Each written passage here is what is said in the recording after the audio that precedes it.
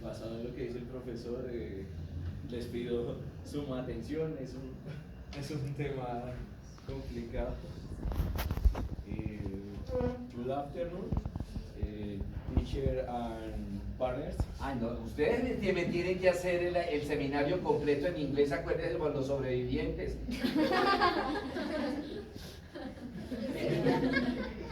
Profe, no.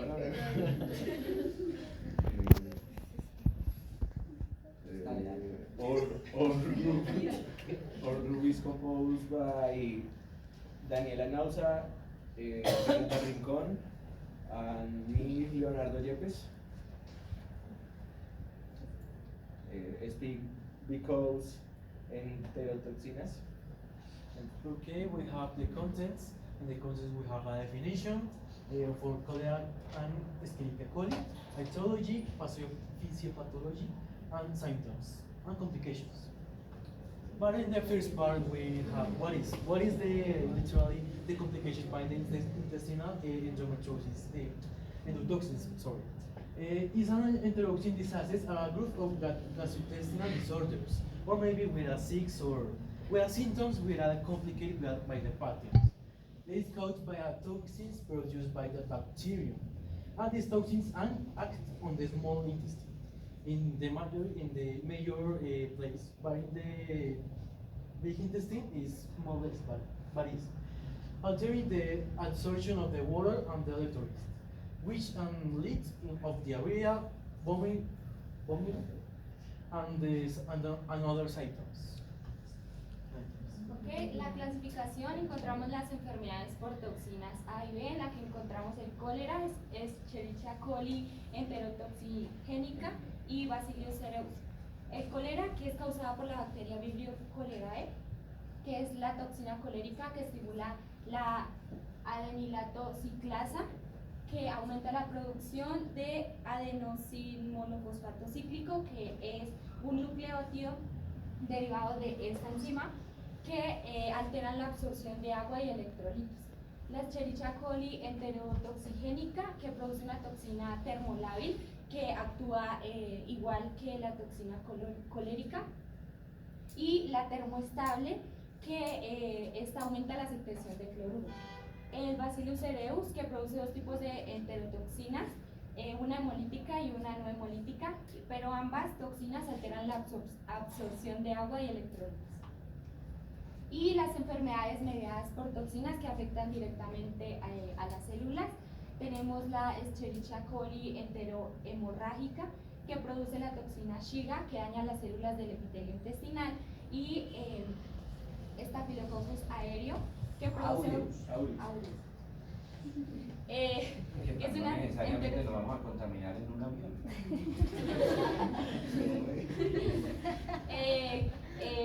Que produce varias enterotoxinas que dañan el epitelio intestinal, y el Clostridium ¿Clostridium qué? difficile. No lo veo. Difícil. Difícil. Produce dos toxinas A y B que también dañan las células del epitelio intestinal. Entonces el Vibrio cholerae es una bacteria gram negativa con forma de bastón curvo, así como lo vemos acá en la imagen. Producen enterotoxinas, como les decía Daniela, y posee ácidos somáticos y flagelares. Acá, como vemos, tiene varios flagelos alrededor de todo su cuerpo, por así decirlo, y un flagelo principal que es por donde se moviliza. La etiología, junto con otra especie de la misma Vibrio, pertenece a su subdivisión de gama de proteobacterias.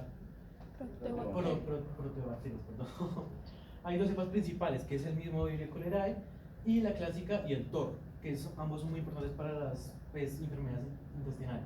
Y numerosos grupos que pueden ser tanto malignos como benignos. Factores predisponentes: se transmite por contaminación de agua con materia fecal. La pobreza, hacinamiento, acloridria y defectuosos hábitos higiénicos. En estas dos cepas que nombra el compañero, pues la principal es la Vibrio cholerae clásica, y la que mencionan con el TOR ha llegado en este momento a suplantar, digamos, y ser la principal causante de enfermedad. Entonces, hoy por hoy el TOR es la número 1 como enfermedad causante de esas dos cepas. ¿Listo? Superó, digamos, a la principal, la variante que salió. Pues aquí ya vemos imágenes mucho más claras, pues ya de acuerdo con este virus, digo con esta bacteria, disculpe. Y acá ya vemos una microscopía electrónica de barrido, que es la transmisión mediante ya modo aerobio. Acá ya se ve pues en un modo más aerobio que no está, digamos, impuesto en ninguna superficie mucosa o algo así. Acá ya vemos que está en una superficie mucosa en el intestino. Es una muestra de patología, acá ya vemos que ya está literalmente fijada en la mucosa del intestino y pues ya por si se está reproduciendo. Y pues bueno, acá otros ejemplos, los mismos. Acá ya vemos como los milímetros que ocupan ya dentro de una escala ya mucho más microscópica, que es acá igual, acá está en aerobio, acá igual está, no es la mucosa, pero ya es que fue perteneciente a la mucosa. Acá ya vemos diferentes proteínas y diferentes átomos y, bueno, no átomos, sino bueno, pequeñas partículas que rodean ya lo que sería la bacteria, pues que se está multiplicando. Bueno, la fisiopatología. Entonces, al ingresar al cuerpo, el bacilo produce una enterotoxina que lo normal es que son proteínas. Estas son una proteína termolabil y ellas son la base con la que se empieza a alimentar esa bacteria para empezar su ciclo de reproducción en el cuerpo. ¿Qué sucede a nuestro organismo? Entonces se activa la adenilciclasa, que conlleva como tal a una síntesis del monofosfato de la adenosina cíclica. Esta adenosina cíclica es como tal una enzima que nos ayuda a nosotros a transformar el ATP y que pase de ser ATP a volverse mono, que pase de ser tri a volverse mono. ¿Estamos de acuerdo con eso? Bueno, todo esto pensado en que se desdoble, digamos, esa enzima ayude a desdoblar para que la proteína ayude, digamos, a alimentar más fácil esas bacterias y demás. Bueno, luego entonces de esto produce una alteración y esa alteración va en la producción de líquido isotónico en la mucosa intestinal. Ese tema de los isotónicos entonces nos implican que el bicarbonato se multiplica 2 veces en la proporción al normal que lo tenemos nosotros en el plasma sanguíneo. La parte isotónica principalmente está formada, pues como conocemos, por cloruros y potasios. ¿Qué pasa? Al suceder todo esto, la peristalsis se aumenta de manera indiscriminada en el intestino y empiezan grandes secreciones pues, de agua y de líquidos, en donde el cuerpo empieza rápidamente a perder pues, los electrolitos normales por parte pues, de diarrea y grandes pérdidas de líquido como les mencionaba. También a causa de esto, debido a la afección en el plasma, que digamos se produce una reducción en el plasma sanguíneo y esto es una hipovolemia. Esta hipovolemia es que el plasma sanguíneo pierde, bueno, el plasma sanguíneo, todos donde están las células, ¿sí? Donde están las células, los glóbulos rojos. ¿Sí? ¿Todos estamos bien? Plasma es la parte líquida. La parte líquida de la sangre, ¿listo? Entonces en esa parte líquida se nos empieza a perder y empiezan a haber niveles bajos que van a afectar pues toda la parte de la transmisión y las funciones de los glóbulos rojos, de los hematocritos y demás. La toxina pues tiene un tiempo de, digamos, de actuar en el organismo de 24 horas. En las primeras 24 horas como tal es donde se empieza a desarrollar todo este ciclo hasta empezar a conformar las primeras sintomatologías pues evidentes. Tenemos las complicaciones, la deshidratación pues por la diarrea, la hipopotasemia, que son los niveles bajos de potasio en la sangre, acidosis, que es la acumulación de ácido en el torrente sanguíneo, arritmia cardíaca y también insuficiencia renal aguda.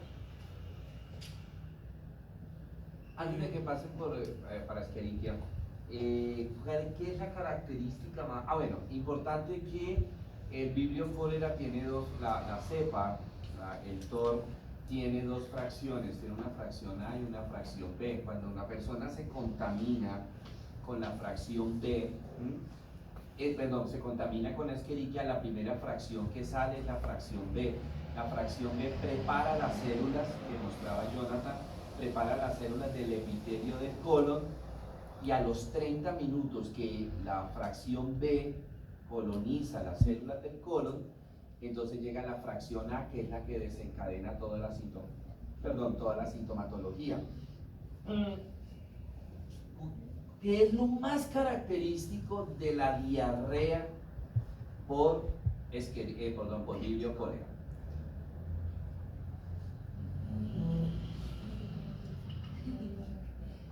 Que cuando el paciente le dice a uno es patognomónico de Vibrio cólera.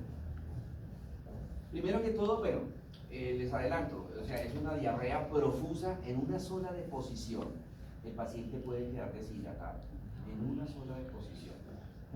Es una diarrea profusa, o sea, abundante y que es constante, o sea, es cada ratico. El paciente no alcanza a defecar y al ratico vuelve y juega.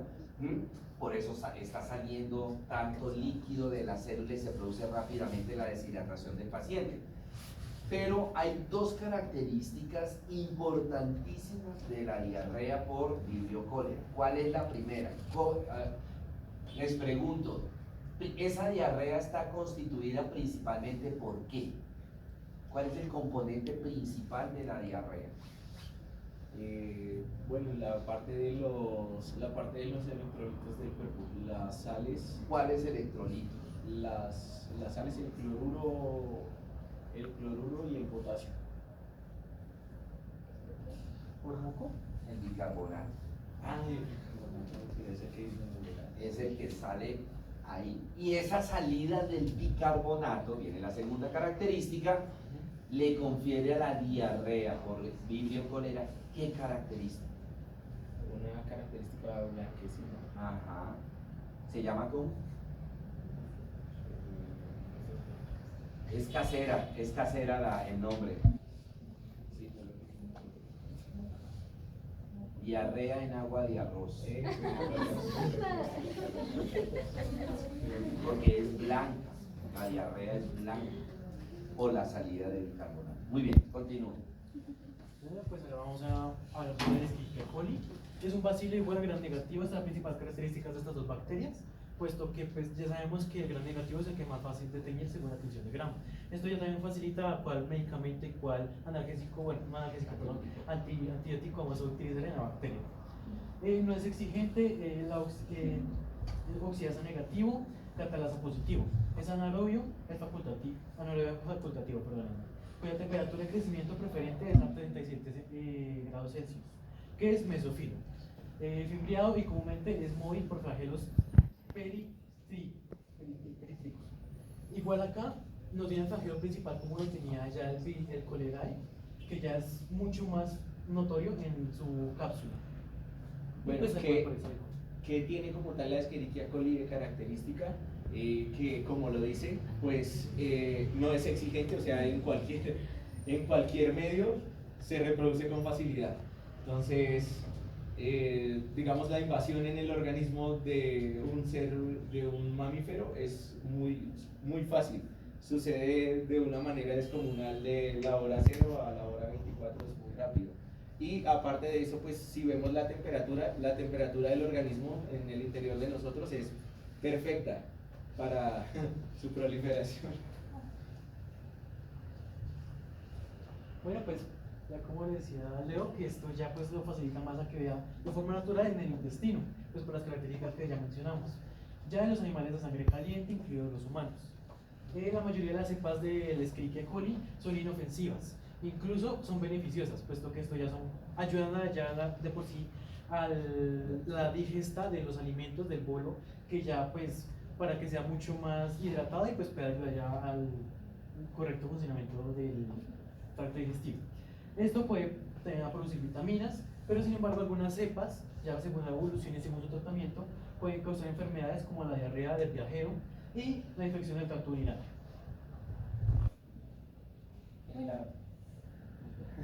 En la parte que mencionaba Jonathan del tema animal, pues la mayoría, digamos, de los bovinos, de los equinos, son portadores de las cepas que para nosotros son altamente infecciosas, pero pues para ellos son inofensivas. La transmisión pues va por eso, como lo mencionaban, por causa principal de tener contacto directo con las heces de esos animales. Así el animal lo veamos bien, pues la cepa a nosotros sí nos va a hacer daño. Entonces en las cepas tenemos la enteropatógena que produce la diarrea del viajero, que es la que adquirimos cuando vamos a visitar un lugar y hay presencia de agua contaminada o sea, los alimentos no tienen una adecuada higiene. Y la infección del tracto urinario. Ok. In English. Jonathan, you say that what is the first food that is contaminated with E. coli? First food, not common food. First food.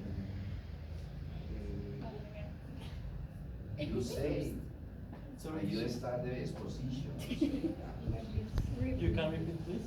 Huh? You can repeat please the question? ¿Que ¿Cuál es la primera What de is las the- ruta número uno? El alimento, the meat, What is the first food, not common food? first food. First food. Oh my god. Water. What is the first food? Not common food. Common food is the meat. Okay? But no is the first food.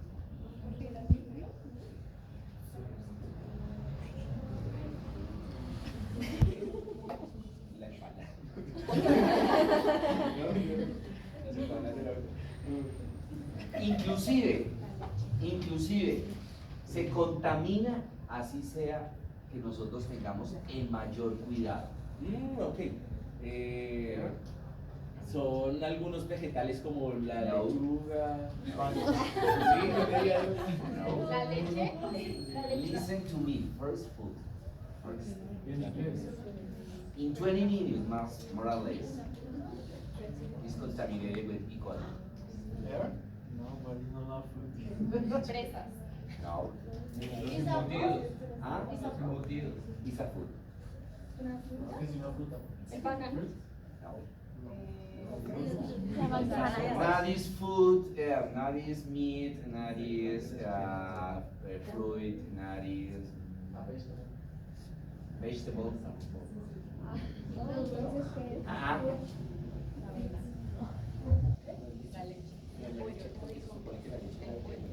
Dijo que no. La leche no. No, él dijo que no. Porque me gusta la margarina. Pescado. ¿La crema de leche? ¿La qué? ¿La crema de leche? La crema de leche. Es la primero que se contamina. Así ustedes cojan en la casa de ustedes una bolsita chiquita, la abran y enseguida lo que les sobró lo metan a la nevera, a los 20 minutos ya está contaminada por E. coli. Ahora imagínense cuando uno viene acá por el callejón y está ese señor al rayo de sol con esa fruta desde las 5:30 de la mañana.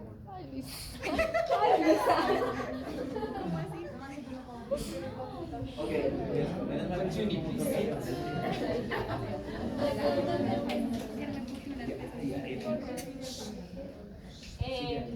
El enterotoxigénica que produce diarrea no sanguinolenta en niños y en adultos.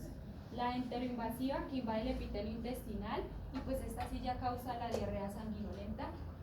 La enterohemorrágica o verotoxigénica que produce verotoxinas que actúan en el colon generando síntomas como colitis hemorrágica, síndrome hemolítico ureico, Urémico. No es ureico, sino urémico y púrpura trombocitopénica trombótica, que estas dos son la complicación de la colitis hemorrágica. Y eso es lo que puede matar al paciente, ¿no? El síndrome hemolítico urémico, síndrome hemolítico urémico, hemolítico sangre, urémico riñón. Entonces el paciente en la sangre le produce una púrpura trombocitopénica en donde el paciente, el sistema inmune ataca las plaquetas del paciente y las plaquetas del paciente se bajan y el paciente puede sangrar por cualquier, tiene una plaquetopenia y entonces el paciente puede sangrar espontáneamente o por cualquier causa. Y la otra, el síndrome, la parte renal, el paciente le puede generar una insuficiencia renal aguda. Entonces, imaginen después de una diarrea que quede el paciente con una insuficiencia renal. ¿Sí? Ok.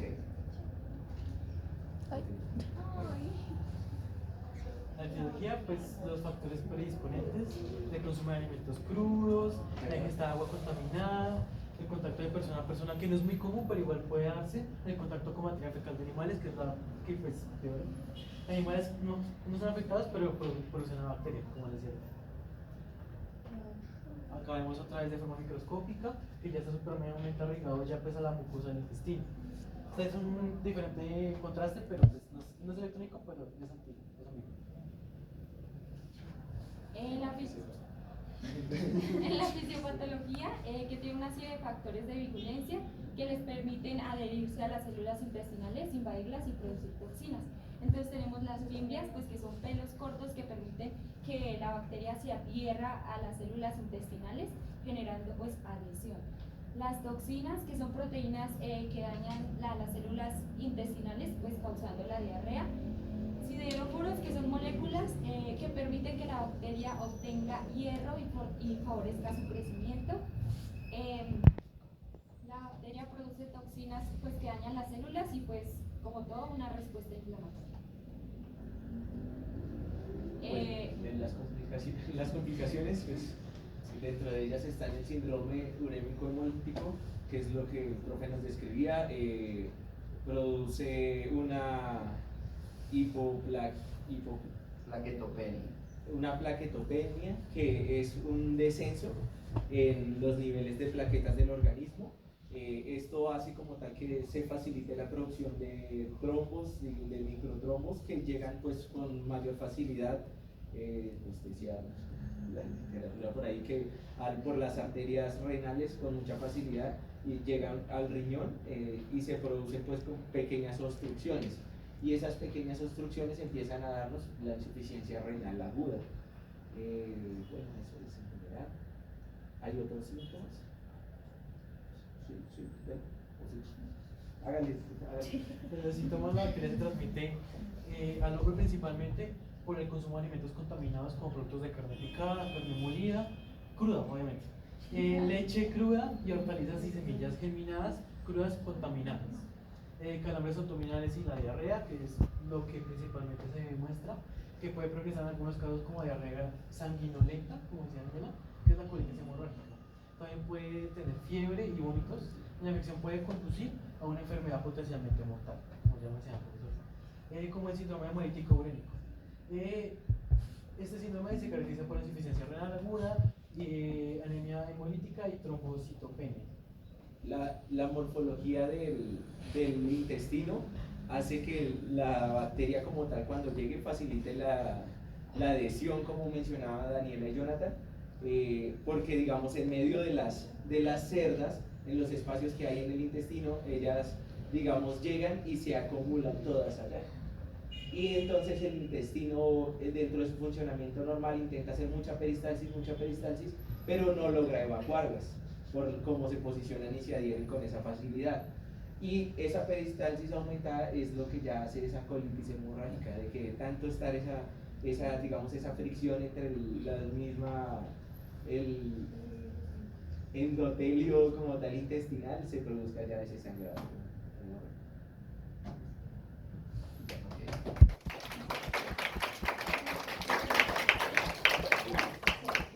Ok, jóvenes, díganme cuánto se califican.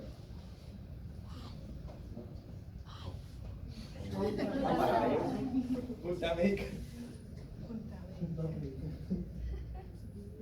Chévere que fuera para hoy.